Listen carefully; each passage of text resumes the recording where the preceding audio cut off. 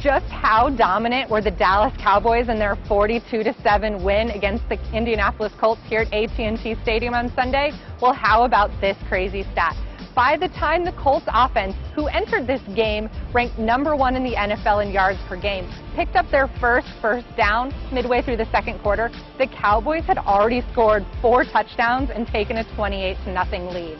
The win clinched the NFC East for the Cowboys and sent Dallas to the playoffs for the first time since 2009. The Colts, meanwhile, were embarrassed, and quarterback Andrew Luck said that the team has plenty of things that it needs to fix next week in their game against Tennessee before it can even think about hosting their first playoff game in 2 weeks.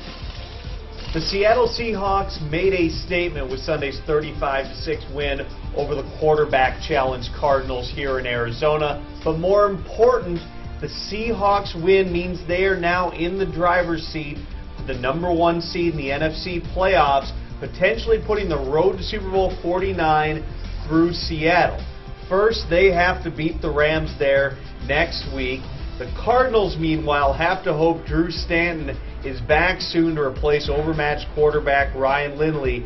They're in the playoffs regardless. They'll wrap the regular season next week at San Francisco. The Atlanta Falcons officially eliminated the Saints from playoff contention Sunday with their 30-14 victory in New Orleans, and they did it behind an unlikely source. A defense that has struggled all season kept the Saints' offense in check and forced New Orleans to commit 4 turnovers. Now, it sets up a de facto NFC South championship game between the Falcons and the Carolina Panthers next week. The winner is guaranteed a spot in the playoffs and will host a game in the wild card round. Johnny Manziel's second NFL start was over before it really began. Knocked out with a hamstring injury after completing 3 of 8 passes for 32 yards and taking a big hit from Panthers safety Colin Jones in the second quarter on Sunday.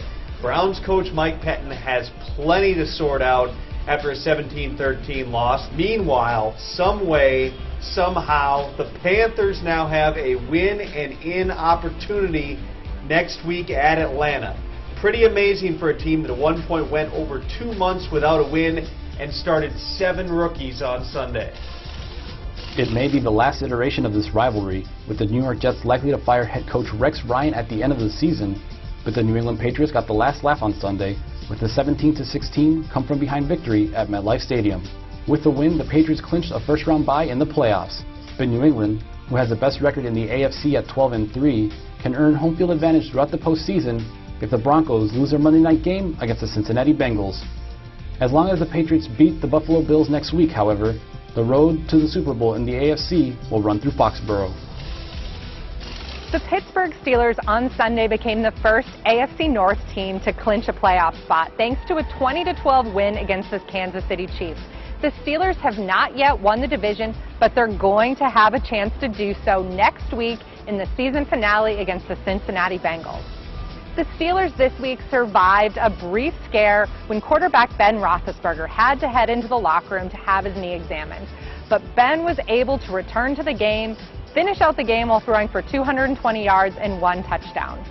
For the Chiefs, this was an extremely frustrating loss as quarterback Alex Smith threw for a season-high 311 yards, but he saw the offense struggle mightily in the red zone as they failed to score a touchdown. This was the Chiefs' 4th loss in the past 5 games and was a major blow to the Chiefs' already slim playoff hopes as they head into a Week 17 game against San Diego.